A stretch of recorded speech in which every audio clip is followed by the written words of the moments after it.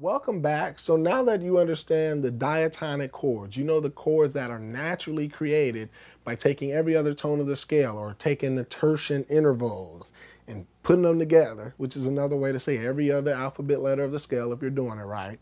Now that you know that, and you've hopefully taken it to all 12 keys if you took my advice, now let's actually cover another concept that's very important. It's called the circle of fifths. And for some of you guys, it might not be that new. For other people, you would probably be awe-inspired by it. But what I want you to do is you could go to musiccirclechart.com. Again, musiccirclechart.com.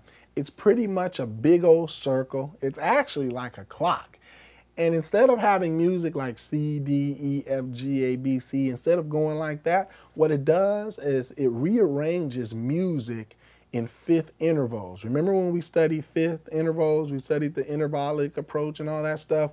Well, for example, C and G are a fifth apart. G's a fifth higher than C. So, I mean, even if we go to the piano, G is a fifth up from C.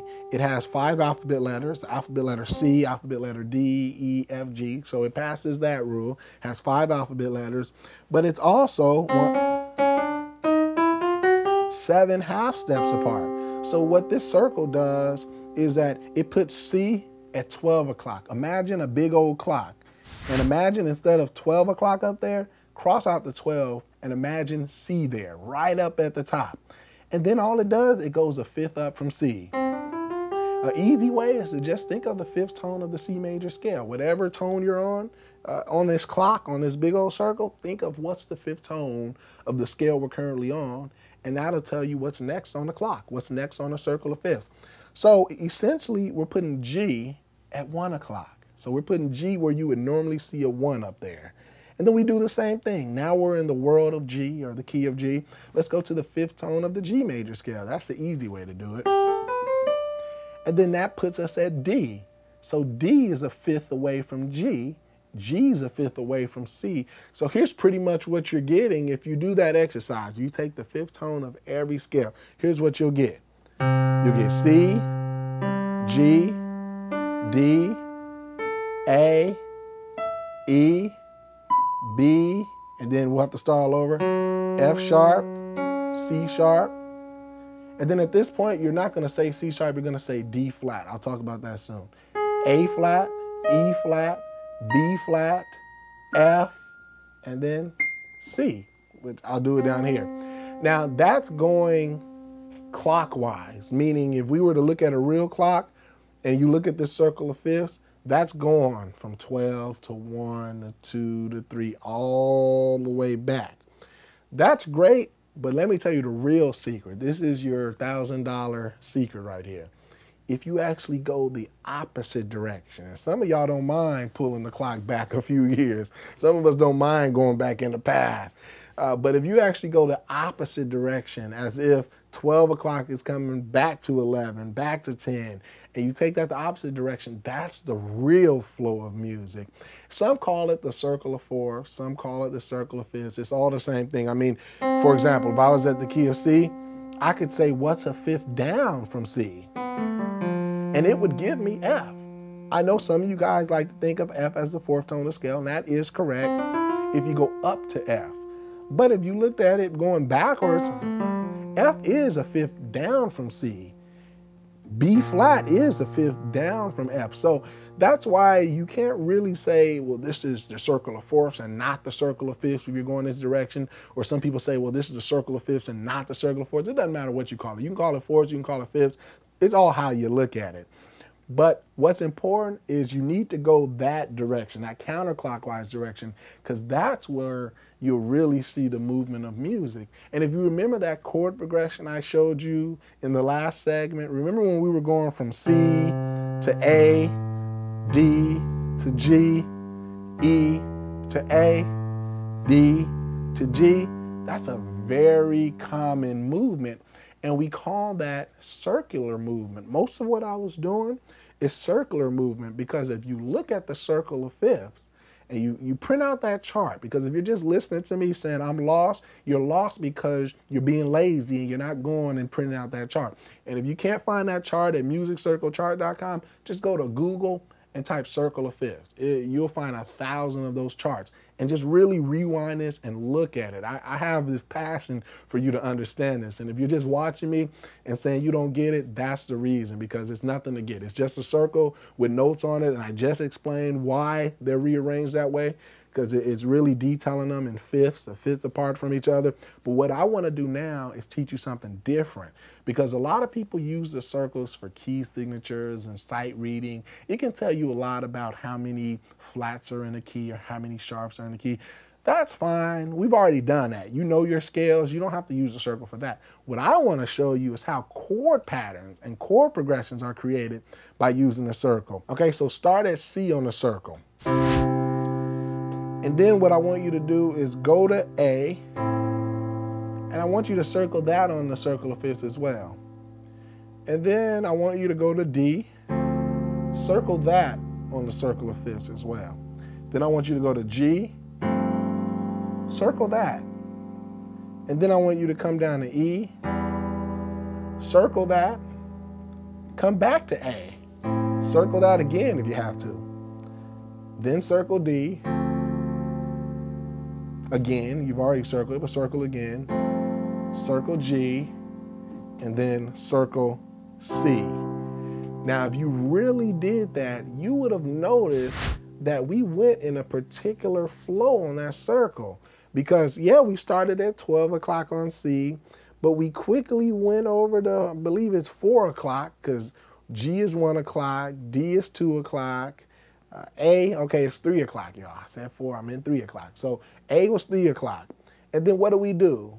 That progression took us to D. That's at 2 o'clock. Then what took us next? It took us to G. That's at 1 o'clock. So we essentially were going that direction. I told you it's very important. We went from 3 o'clock on the circle to 2 o'clock to 1 o'clock. And then remember I told you I threw in a little curveball. We went to E, which is the third tone scale. But that's at 4 o'clock. So we went, okay, we reset down to 4 o'clock, and then we did the same thing over. We went back to A again, remember? That's at 3 o'clock. We went back to D, that's at 2 o'clock. We went to G, that's at 1 o'clock, and we returned home to 12 o'clock. So what I want to explain to you, that is circular movement, okay? That's the direction of music. And if you learn, number one, to pick out the bass, and write it on a notebook, and then take out this circle. So you got what you wrote down on one paper, then you have the circle of fifths on another paper, and just start analyzing the songs you know so far. Just write out their bass notes and just look at them on the circle. And Pareto principle will be true again, most likely, that most of your songs will be following this circular movement, meaning they're moving in fifths or fourths, however you look at it. Music is moving in that direction. And that's why playing by ear is a lot easier, in my opinion. I'm biased, but playing by ear is a lot easier when you understand the circle, when you understand these little secrets and shortcuts. Then you know, okay, when I'm listening to a song, I'm not picking out random notes. You think I got time? I got too much to do than to sit here and say, C going to A. Let me rewind it. Was that a D I heard? Was that a... See, we're not doing that. At this point, when you get good at understanding patterns, you're really picking out maybe the first tone just to know what key you're in. But soon after that, you're using patterns, because here's the thing. When music sounds too good, you know, there is a type of music that is more predictable than other. And 80% of songs are like this. Composers and songwriters, let me tell you a secret. They're lazy. They're not reinventing the wheel. Now, some of them are. The ones that come and like change the face of music and like it's real different and you're like, I got to learn to like it. That might be different. But when songs sound predictable, meaning you've never heard the song before, but in your head, you kind of know what chord is coming next. You don't have to be a musician oftentimes to know that, you know, something's coming. Like if I play this,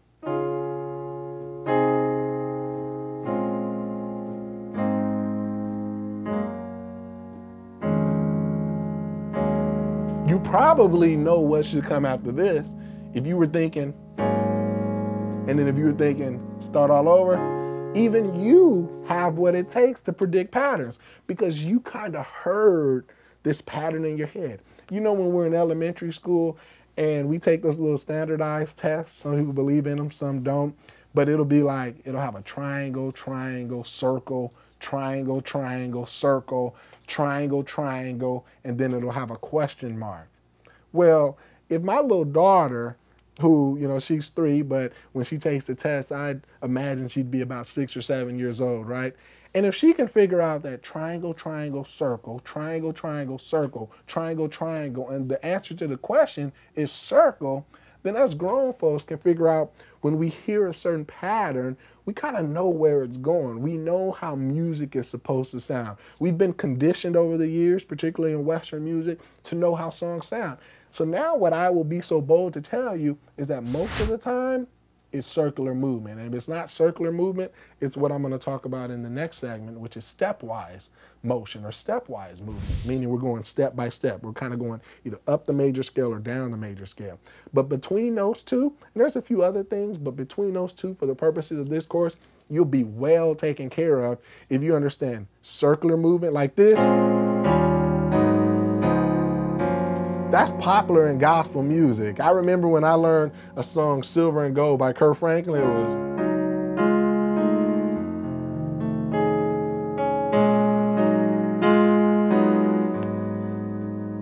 That was circular. When I went, and I used to do, this wasn't in the album, but I used to add my own. I went from B flat to E flat, A flat to D flat, which can work, and then G flat.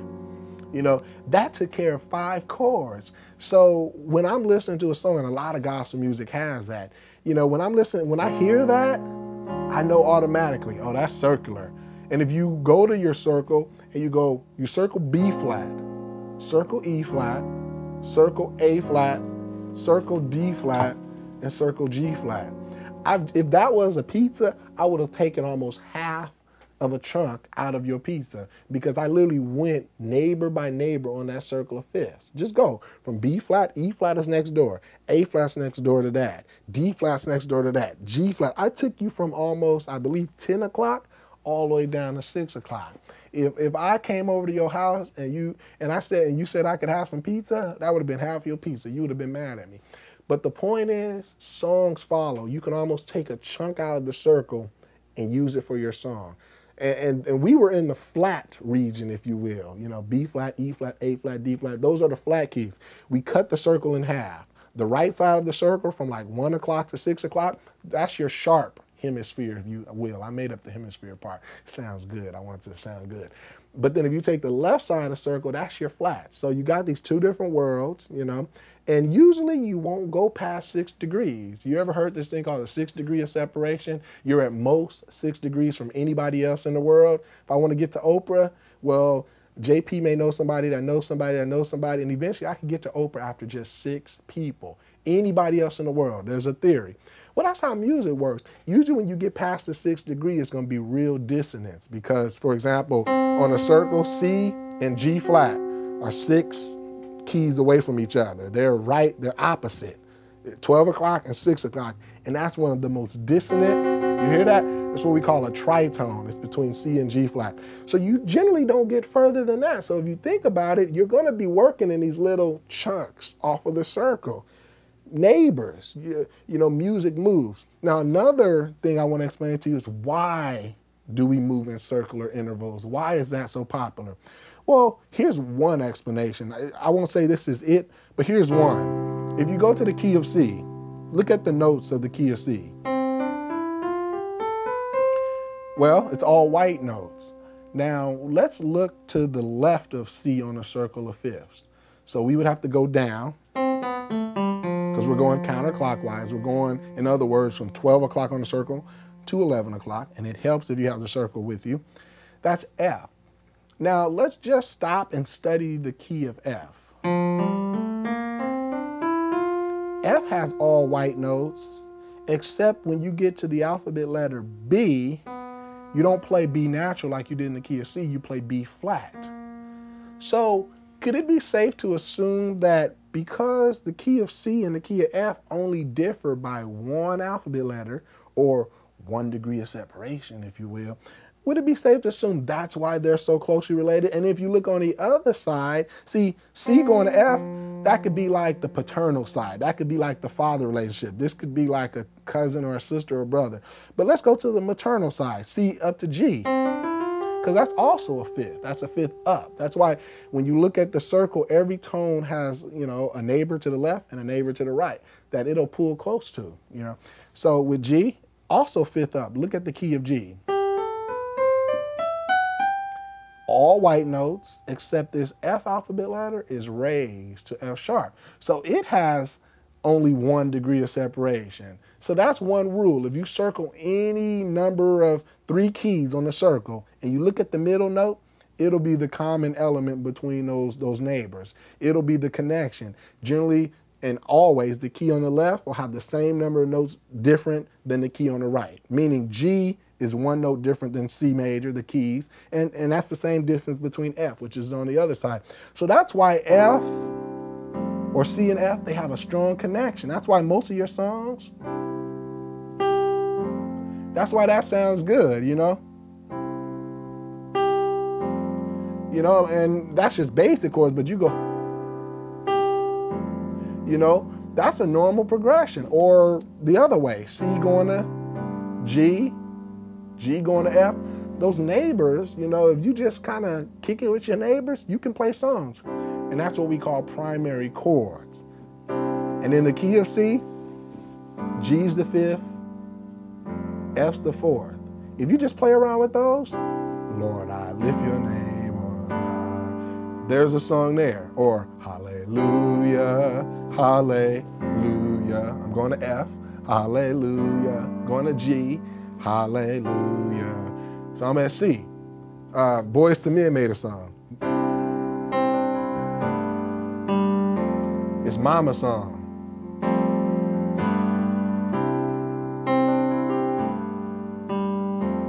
And all we were doing was going from C major to G major to F major. Primary chords, just neighbors on the circle. I just took C, F, and G on the circle. I literally like circled them and said, I want to create a song just with them. And when you do that, that's what you call primary chords. That's a really good shortcut. Just take any 3 keys on the circle, circle the middle one in the 3-key pair, or 3-key triplet rather, and that'll be the primary chords for that key in the middle.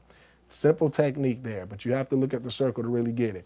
So that's circular movement. So what I want you to do is get good at hearing circular movement. You know, when you're hearing an E minor going to A minor, D minor going to G major or G sus, that's in songs. Or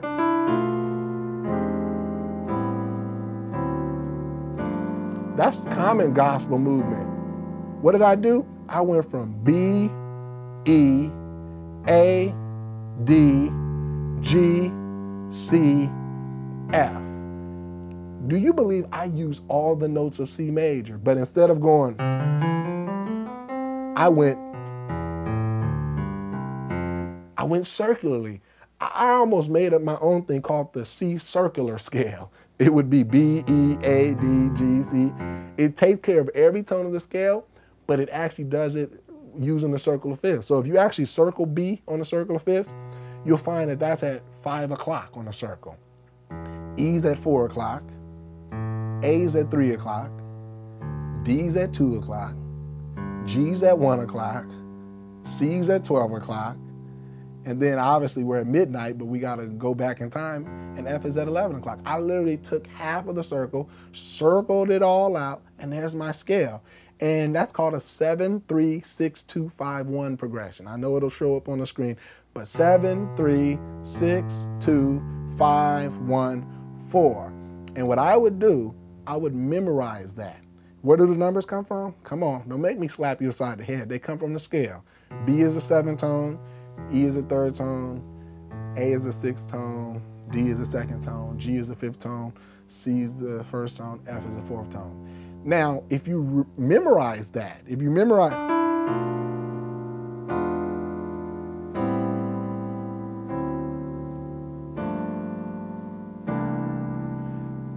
okay, that is very common in gospel music. And sometimes the songwriter might not have enough time to go from the seventh tone to the third tone. But what they'll do, they'll maybe start at the third tone. They'll X out the seventh tone. So they'll go like silver and gold, you know. I put in that G, I wasn't supposed to. But they'll go to the third tone. But you know what? If Kirk Franklin wanted to, he could have went, or he could have, you know, did whatever he wanted, because the 7 leads to the 3. So it's just a matter of timing and style and variation. We can take out the 7, we can take out the 3. Some people just go,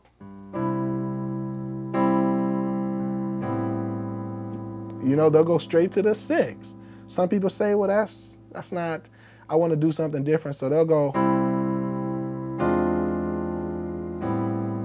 from the 1, they'll skip that 7, because they could use it if they wanted to, but they'll skip it to go to the 3, and then they'll go to the 6. So just memorize 7, 3, 6, 2, 5, 1, 4. That's called circular movement. Every key you can do that in, because every key has a 7th tone, every key has a 3rd tone. And what'll happen is literally 80% of gospel songs will bite from that. It'll take out of that movement. So it may not always be 7 to 3. It may start at the 3 and go to the 6. It may not even be the 7-3. It may start at the 6 and go to the 2. It may not even be the 7-3-6. It may start at the 2 and just go to the 5. But if you understand what's supposed to lead to what, you will be so good. Now, the last concept in this circular movement I want to teach you is something that I taught in Gospel Keys 202. And it's called the 34 principle. And I taught this back in 2003. Even before, you know, I was talking about circular movements in the courses and things like that, I was talking about this 34 principle. It pretty much is the same thing as the circle of fourths. And all I said is that if you're in one particular key and you want to find out what tone that key pushes to the most or has a strong tendency to go to, either go up 3 scale tones or go down 4 scale tones. In other words, if you're at C, all you got to do is start on the next tone and go up 3 scale tones. And that'll give you F. So it's either up 3 or down 4. Because say we started at C and we did the same thing, we went 1, 2, 3, 4. Now remember, you start counting at the next tone. Don't start counting at C. That's how the rule works. It's my rule, I make up the rules. And that will give you F either way. It doesn't matter what you do. Now generally, and I try to think in terms of numbers, so you know, people ask me, well, you go up 3 or down 4, it really don't matter. But if you're under, like, if you're at a tone that's under the 4th tone of the scale, go up 3 because, you know, that's easier. If you're like above the 5th tone of the scale, just go down 4. Because if I'm thinking in terms of numbers, like I'm at the 5th tone of the scale, well, if I go up 3, that'll give me 8. And I really don't want to go above 7 with my numbers because I don't want to get into the next octave. So I'll just go down 4. And that'll tell me that G leads to C very strongly. Okay? So up 3 or down 4. So if you were to do this with A, like I said, A is the 6th tone of the scale. I don't want to add 3 to 6. That'll give me the 9th tone of the scale. I'd rather just keep my numbers between 1 and 7. That was my rule back in 202. So I'm going to go down 4. So that means the 6th tone of the scale, which is A, has a really strong tendency to go to the D. That's my 34 principle. So if you don't have the circle of fifths in front of you, just remember up 3, down 4. Up 3, down 4. But what is it really? It's the circle of fifths, as simple as that. I mean, if you look at B, what's 4 down? The 3rd tone of the scale. So the 7 leads to the 3. If you look at the 3rd tone of the scale, since it's 3, let's go up 3. So we went from E to A, the 3rd tone of the scale, to the 6th tone of the scale. You see this 7, 3, 6, 2, 5, 1, 4 building? We're just using the 34 principle. A will take you to D, D to take you to G, G to take you to C, and even C being the home base, it still likes to go somewhere too. It don't want to stay at home all the time, so it leads to the 4. So you got this movement going on. You got B always want to go to E, you got E always want to go to A always want to go to D, D going to G, G going to C. So Jermaine, everything you've covered so far, how does it help me? Well, a number of reasons. if you're picking out the bass and you've gotten good at picking out that lowest note your ear can hear, number one, go with the diatonic chords, okay? Diatonic chords are those chords you create off of every tone of the scale. That will eliminate a lot of stress with you trying to nitpick at everything. Now, the diatonic chords will get you the basic structure. It won't tell you, what kind of minor chord, because as you learn in chord county, we can go from a minor triad all the way up to a minor 9. That'll depend on the melody note and the nuances. Now, if you're going to spend your time on anything, spend it on the nuances, not figuring out what the song is. It's easy once you understand the patterns to figure out what the song is doing. The nuances, the time should be on, really perfecting the advanced part of it, not what is the song doing. I want to get you past that point. I know everybody has the ability and the power to do that. Now, the nitpicking stuff should be, like I said, the fancy stuff. The minor 9, and what kind of minor 9? What are the order of the notes? That's, what you can really spend your time. And even when you get to high levels, advanced, that's what you're going to spend your time. You're going to be rewinding tapes just to get the exact voicing. But for people that don't mind just being in the ballpark, you don't have to do that. I advocate, you don't have to be nitpicking and try to hear the exact voicing. That's for those real A-types that want to know exactly how it's been played like the record. And I don't mind that either. But your time shouldn't be on trying to figure out what's going on. I'm trying to give you the knowledge so you know what's going on. So that's the first thing you do. You pick out what you understand about the first tone to the seventh tone and what chords naturally occur. Once you got that, the circle of fifths, it helps you by understanding what chords usually lead to chords. So if I picked out my bass and, what I can do is I can use the circle of fifths as a shortcut. So when it sounds too good to be true, circle of fifths will usually tell me that the A is going to D, D is going to G, G is going to C. And then I don't have to sit there and pick out 5 bass notes because the circle of fifths have kind of allowed me to relax and it's done the work for me. Okay, and then I can confirm it by listening. And then as you get better and better, you won't even have to confirm it. You'll know, oh, that's circular movement. I know that one. And then and when you're in the gospel music training center, you'll be able to hear the differences. You'll know, oh, I played that in this song. I played that in this song. And then soon you'll just shortcut your way. You'll be learning songs in 2 to 3 minutes, 4 minutes. So that's diatonic chords.